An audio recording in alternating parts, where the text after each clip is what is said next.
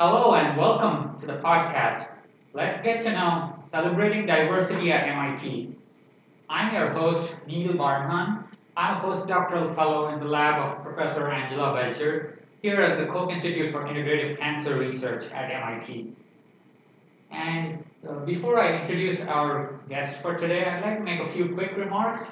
So, this podcast is celebrating diversity at MIT, has been graciously funded through a grant from MIT's Mind, Hand, Heart Innovation Fund. So, a big thank you to them. And this podcast is also available as a video on YouTube on our Celebrating Diversity channel. So, a link will be in the description below. Like and comment what you would like us to ask our future guests on this podcast. And do make sure to check out our previous episodes. So, last week, for example, we interviewed Professor Matt Vanderheiden, who is the new director of the Koch Institute for Cancer Research. So the goal of this podcast series is to invite different community members with different backgrounds, different national, racial, ethnic, cultural backgrounds from the KI, so that we get to know each other's cultures better and to broaden our perspectives. So without any further delay, I'm especially delighted and excited to welcome our guest for today. Please welcome Dr. Ritu Raman on the show. Dr. Raman is a postdoc fellow in the Langer Lab here at the Koch Institute, and her lists of accomplishments are too many for me to list out here. She's been named Forbes 30 under 30, MIT Technology Reviews 35 under 35, AAAS L'Oreal Fellow, and many more such accomplishments. So, welcome, Dr. Raman. Thank you for joining us on the podcast today. Oh, thanks so much for having me and for organizing a great initiative like this. I think it's a great way to get to know our neighbors. Yeah. So, to get things started, could you perhaps tell us a little bit about your background and how you came to MIT and how you came to the Langer Lab? Sure, yeah. It's a little bit of a maybe long-winded story, but I'll try to keep it short. I was born in India in Chennai. When I was actually a toddler, maybe around 2 or so, I moved to Kenya with my parents.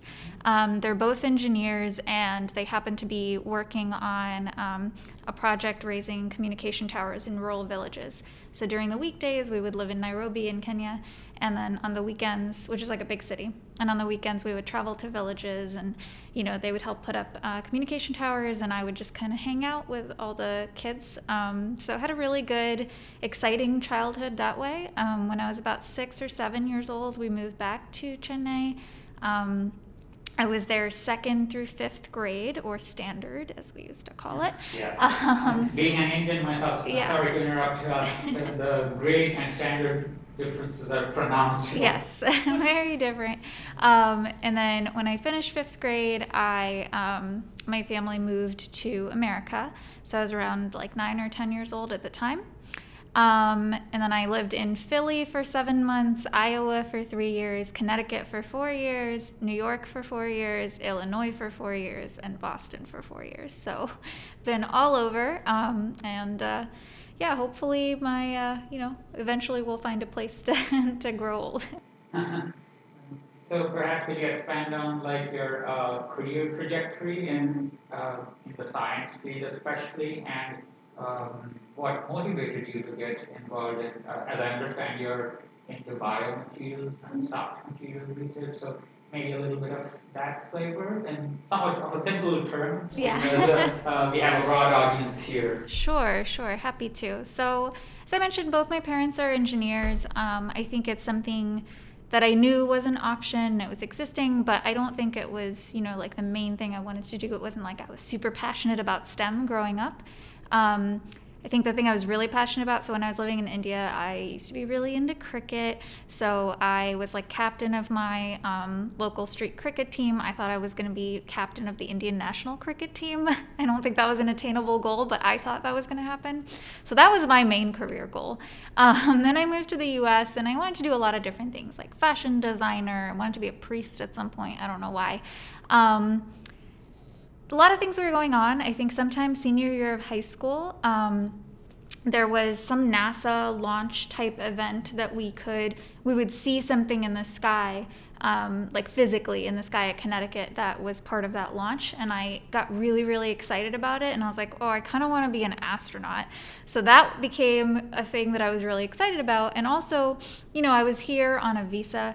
I was on a dependent visa on my dad's H-1B. And so I figured, if my green card doesn't come through by the time I turn 21, I'm going to need like an engineering degree or something like that. So I'm more likely to get, employment visa status afterward. So I decided to do mechanical and aerospace engineering at Cornell. I was very lucky to get into Cornell. I didn't know anything about colleges in the US at the time because none of my family had gone. But I heard somebody say that Ivy League was a good thing. So I applied to every Ivy League school and got into Cornell. So I was very lucky. So I went to Cornell, was a mechanical and aerospace engineering major, and I tried to get into the Intro to Aerospace program, and I couldn't enroll by the time that it got full up. You have to like click all those buttons really quickly, couldn't do it. So this girl next to me in my dorm was an Intro to Biomedical Engineering. She said the professor had a cool British accent. So I enrolled in that class, and I really, really liked it. It was so exciting because it was the first time that I felt, engineers could really have an impact on medicine. And that's not something I think you really come across. Maybe you do now, but at that time it was not a very common thing. So I got into biomaterials and then started doing research, partly because I couldn't get an internship because I didn't have the right kind of visa. Started doing research. My first research project was looking at how rats who are really drunk get their skeletal muscle degenerates over time. So looking at if we could get a bunch of drunk rats on treadmills, whether exercise could regenerate their muscle and restore the damage. Sounds like a fun experiment. It sounds fun. It actually wasn't, because I was stuck in a basement for several months putting drunk rats on treadmills. But it was really exciting at the end because it gives you a lot of time to think, right, when you're doing research. And I realized, these rats, they were able to do something that most of the robots that we were building in my mechanical engineering classes couldn't do. They could exercise and get stronger. They could heal from damage. They were responding to their environment in some way. So I got really excited about that concept. So ended up going to University of Illinois to do my PhD. I did my PhD on making tissue engineering muscle in the lab and using it to power robots, and showing that robots that integrated biological materials could do things like exercise and get stronger and heal from damage. Really loved that experience, but kept feeling like I was very far from any kind of translation of my research to something that could help people. So I decided to come to the Langer Lab because that seemed like the obvious place to learn about translating research. And some of the stuff I've been doing here has been in the neuromuscular disease and cell and gene therapy space, but I've also been exploring, central nervous system, neurological disease, and gastrointestinal disease. It's such a rich environment and community here that I've learned a lot. So it's been a great experience. Wow, great. Thanks for sharing your story with us today. So it seems like engineering has been kind of like a common theme through all of this, and the love for, you mentioned when you saw stuff in the sky with this NASA program, it kind of actually motivated you to try your kind of things, and that's how you got started. Yeah. That's wonderful inspiration right there. Mm-hmm. I haven't given up on being an astronaut quite yet. I looked it up. I am tall enough. And I feel like that's a step. That's the first step. Yeah. Yes. Wish you all the best. Yeah. So now that you've been a postdoc fellow in the Langer Lab, and so we're kind of curious about where things take you from here. Like, where do you see your career, perhaps in the next 5 years from now? Mm-hmm. Yeah, that's a great question, and it's actually evolved a lot in the last year. So I'm glad you asked, because I kind of want to share that evolution a little bit. When I started my PhD, the goal for me was to go work at a startup. It's because at Cornell, I had opportunity to do a research internship at a startup. And I realized that everyone there, like the chief scientific officer and everyone that had a role that I would want in R&D, had a PhD. That was my whole reason for going to do a PhD, was to go get a job like that. went to grad school, and I was just good at grad school. And I think something that we all face is that when we're good at grad school, people tell us to go do a postdoc. When you're good at postdoc, people say go apply for faculty. And so I was on this very linear trajectory for a very long time until last year. So 2019, I applied for faculty positions. And I was doing really well. I interviewed at all the top places. And then February 2020, pandemic, right? So I was in a really, really tough spot this time last year where I had some offers, but they weren't written down, or there were some offers, but they got rescinded. Some of my, dream positions fell through because of pandemic, and it was a really tough emotional time for me. I really struggled. And I felt that I had to let that dream go. In that time, I ended up actually just talking to a bunch of people in the Boston ecosystem about roles in biotech and R&D and business development and venture. I did a fellowship at a venture capital firm. Just met a whole bunch of people, and I realized there is life outside of academia. There's a bunch of jobs that I can get really excited about and opportunities that I'm super excited about. But then in the last week or so, my dream job came a knockin', my dream faculty job from last year that had fallen through because of the pandemic. So it's not official yet, but hoping to start later this summer. And I'm really excited about being faculty. I do think that that's still a big dream of mine, but I would say my view has changed in that it's not the end-all be-all for me, and I think that it's really important to learn about, other positions and realize that we have a lot of skill sets and opportunities as scientists, and we shouldn't feel kind of winnowed into this one thing. Yeah, thanks for sharing that. It's important not to be pigeonholed into that mindset of grad school, postdoc, and faculty, and that's it. There is life. Yeah, and for most people, that's not true, right? Most people don't get to that, and and that's fine. Like, that's great. So, as you mentioned, you've faced significant number of challenges, especially in the past year or so. And so, one thing that I do like to ask people on the show is, could you perhaps talk about like mentors? Mentors are important in every person's journey, and who do you look up to as a mentor, or who do you talk to when you run into these issues? Yeah.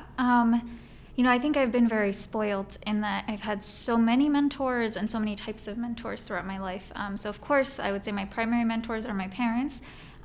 They are just incredibly loving and caring. I think I've always been focused on achievement and like competitive. I like winning awards. I like getting A+ on things. But my parents are actually very chill, shockingly so. People are always confused about how they're my parents.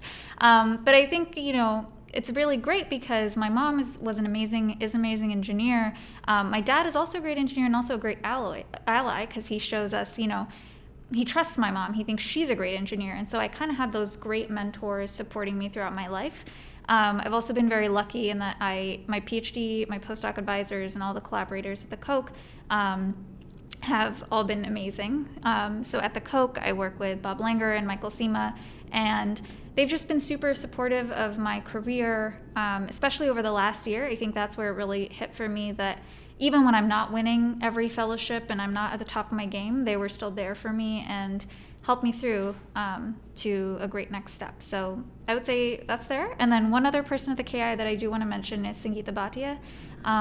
She's somebody that I read about as a teenager and was so fascinated by, and I am amazed that she knows my name now and I get to interact with her sometimes.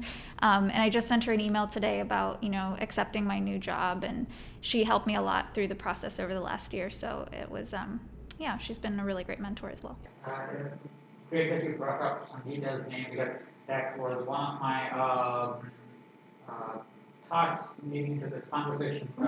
If you look at one of the recent articles that Sangeeta, Susan Hopfield, and Nancy Hopkins put out in Science, it's called Opening the Path to Biotech, where they've commented on how many more companies could have been started by women in the STEM field if they were given the right opportunities. So that's the segue into talking about like one of your initiatives called WISDM, and forgive me if I don't get the acronym right. I'm bad with acronyms, but you're probably better suited to talk about it. So Women in Innovation and STEM Database at MIT. So tell us a little bit more about that, and how interested women can get to be a part of this and how can Sure. they benefit from this? Yeah, happy to. And Sangeeta is actually the perfect transition because she was the earliest champion of wisdom. Wisdom was born at the KI. I was a convergence scholar with the Marble Center, led by Sangeeta Bhatia and Tariq Fidel. And, they gave us like a little budget to work on any project that we were excited about. And at the time, Francis Collins had talked about, oh, there's not a lot of representation of women at conference panels and everything else. And that's certainly true and great to see acknowledgement of that from a big leader in the field, but it's also something that is blindingly obvious to, everyone, especially women. And I think it's really important to have that kind of visibility because, to the woman who's speaking, you're giving her acknowledgement of her expertise and her leadership and an opportunity to build her CV. And to women in the audience, you're showing them that somebody who looks like them or acts like them is valued as an expert in their field and is someone that they can look up to. I think that kind of visibility is really important. So I was like, I'm going to put together, there's a lot of these speaker databases, but they're all over the place. It's like all over the world. And I was like, MIT is like a really focused community. I think there's a lot of good people here who would love to say, have more women speakers at their events, but because there aren't that many of us, you're not always going to know, oh, I need somebody who knows liver tissue engineering and microfluidics and is at MIT. And like, I know that's, Sangeeta, but maybe you don't. And like, this is a good way to kind of find that out. So I made a mock version of the database, like a minimum viable product kind of thing.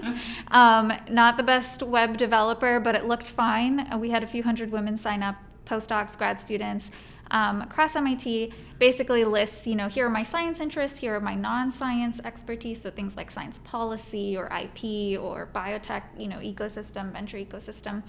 And it's basically a searchable, curated database of women at MIT that you can find for your speaking events. It then got acquired by MIT's Innovation Initiative, which is co-led by Professor Michael Sima at the Koch. They made a much better website. It's beautiful, and they've also expanded the scope. So it's not just about speaking, it's about finding women to serve on scientific advisory boards or for consulting positions at startups or collaborating on new research projects. So please check it out. It's wisdom.innovation.mit.edu, I think. And any person identifying as a woman who's a graduate student or postdoc or research tech, any kind of research role at MIT is welcome to sign up. Forgive me if I got the details wrong, but I thought I recently saw you announce the class of 2021 fellows. Yes, So oh my gosh. Expand on that maybe. So how does the fellowship model work? And is it for a 1-year class or is it updated every year? Yeah, thanks so much for reminding me. I should have remembered that. So another thing that I'm a part of is called the AAAS If Then Ambassadors Program, as evidenced by my mask. Yeah, wonderful mask, by the way. Thank you. Good swag. So it's a group of about 100 women across America that have been identified by this philanthropic foundation as women in STEM at different stages of their career. And we do a lot of initiatives to encourage young girls to pursue science careers. And they gave us all $10,000 last year to kind of do whatever we wanted for a project. So I thought, how can I use this to leverage wisdom or support wisdom in some way? And so I used it to sponsor this fellowship for 20 women at MIT. We put them through, we had actually a ton of applications. I was shocked. We had, I think, 80 people apply, which I wasn't expecting. So I felt terrible choosing only 20. And we had them attend this workshop by Story Collider, which is an organization and podcast that teaches scientists how to tell really compelling scientific stories as part of their personal narratives. So they went through this really intense training program, and then they all got matched to a speaking opportunity and got an honorarium for the talk that they gave. So it's really exciting, and I hope that we can find funds to keep doing it in the future. Oh, that's wonderful. So kind of giving hands-on experience to women in these speaking positions. Yeah, and it was really important to me to also have those honorariums because I wanted to show women that we valued their time and their expertise. Thanks. And I'm sure you'll grow to much greater heights in the future. So are you still involved with this initiative? And now that it's been acquired by the Innovation Initiative, how do you fit into the Yeah, mostly I would say I'm kind of in an advisory role right now, but I'm pretty involved because it's kind of my baby. But we do have someone who works on it full time. Her name is Lauren Tiger at the MIT Innovation Initiative, and she has some really great plans for Wisdom. Awesome. I wish it all the very best. Thank you. So we've talked about like work and career and all of that, but also like to bring up some of the fun stuff. So maybe could you share a little bit of your personal interests and hobbies, or how you spend time outside the lab and outside of I never networking spend environment? time outside the lab. I'm kidding.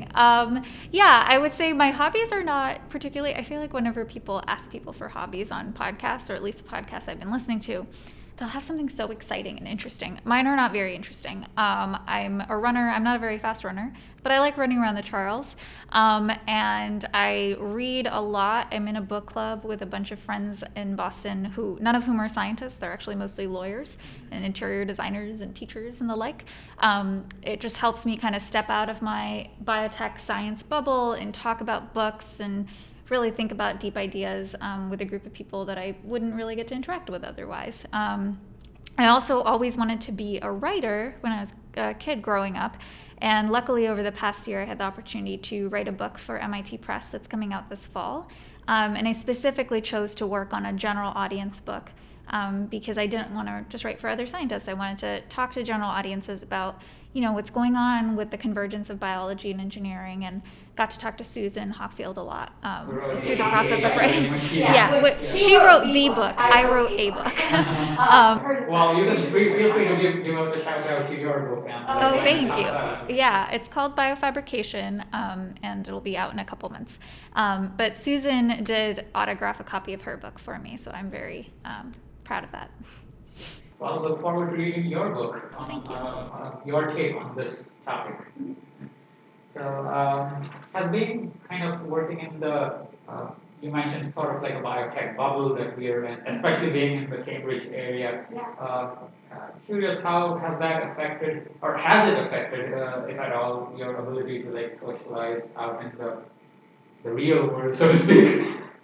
Yeah, you know what? So I think in the first couple years at the Koch, most of my friends were probably in the science space because the way I chose to make friends, because as a postdoc you don't start with a class, right? How do you make friends? So I reached out to all my other friends from grad school and Cornell and undergrad, and I was like, please introduce me to anyone you know in Boston. And most of them were in science because most of us majored in science and engineering. So I had a lot of science and engineering friends, but then about a year and a half into my stay in Boston, my best friend from high school, I've known her since I was 12 years old. We've talked every day since we were 12. Moved to Boston. She is a photographer and writer. She works at Harvard Business Review. And through her, I've met a whole bunch of people outside of the medicine and engineering and science realm, and I love it. I think everybody should try to do that. And something else that I want to touch upon briefly is you mentioned writing, right? Your love of writing, and the past year has also given you a chance to write more. Maybe you could share with the audience and with us, like a lot of us struggle to write consistently for extended stretches of time, especially when there's like a paper deadline coming up. I know I have a deadline end of this month, and it's kind of like getting over the writer's block. So maybe some suggestions along those lines. Yeah. I mean, I think it's something that is highly personal to different people. So I can share what works for me with the caveat that maybe you'll hate it. But something that I think is important for me is that it just takes a while once you sit down and start typing to actually get into the flow of doing things. So I think the mistake that a lot of people make with writing is thinking that you can write something meaningful in these 15-minute type of blocks. So I think really setting aside that dedicated time for yourself, depending on your schedule. For me, that's in the morning. I wake up really early, usually like 5, sometimes 6 a.m., well before people are up and sending me emails and texts and videos. So I can set aside those 2 times with my morning tea, and it's a fun time for me. I make it fun. I give myself rewards, and that part of the process is, I think, really good. And then the other thing I would say in terms of becoming a better writer is to read books like The Age of Living Machines by Susan Hockfield or Siddhartha Mukherjee's books. Those are the people that do such an effective job, and if you read more, hopefully you start writing more like them. So what I'm hearing is takes time to get into a flow state. Mm-hmm. Yeah. Like, have 15-minute brief sprints. Yeah, at least I can't. Some people maybe will be able to. I will say that one of my best friends at the Koch, her name is Erin Rousseau. She's a graduate student in the Michael Siemens lab. She does this thing pretty much every year called NaNoWriMo. I forget what it stands for, but it's basically like a whole month you have to write like X thousand words every day. Doesn't matter when you do it, and it forces you to write a novel over the course of November. And she has had a really good experience kind of getting the writing juices flowing with that. So this brings us to our my personal favorite of the podcast, which is the cultural diversity segment. And this is a part of the show where I request our guests to share something which is unique to your cultural background. So please. Sure. Yeah. I thought about this for a long time because I wasn't sure what my culture was because as I mentioned, very well traveled all over the world. Yeah, I moved around a lot, and certainly, I am Indian ethnically, but I think I haven't spent a ton of time there, so I don't want to necessarily emphasize that too much as like this huge part of my identity. It's a part, and I think there's a lot of other things that are part too. So I was trying to think like, what should I do to share my culture with the podcast? And I figured that one way that the different places I've lived feed into my daily life is through jewelry, because I'm kind of girly. I like dressing up. So I figured maybe I'll share kind of different pieces of jewelry that have come to me from different parts of the world that I'm really affiliated with. So I'm wearing these earrings. I'm trying to show the camera. Yes. And this ring that have both been in my family for a really long time. So Indian people, we love jewelry, we love gold. So I just have a lot of these pieces that have been around for a long time. I don't even know who they belong to. This ring says R on it, and my name starts with an R, but I have no idea whose it was initially. I guess theirs was also an R name. So it's almost like family heirloom. Yeah, and they've been around forever. And I think the thing I love about Indian culture is that even though there's these incredibly expensive ancient pieces of jewelry, people wear them every day, right? And I think that's good. You should enjoy that.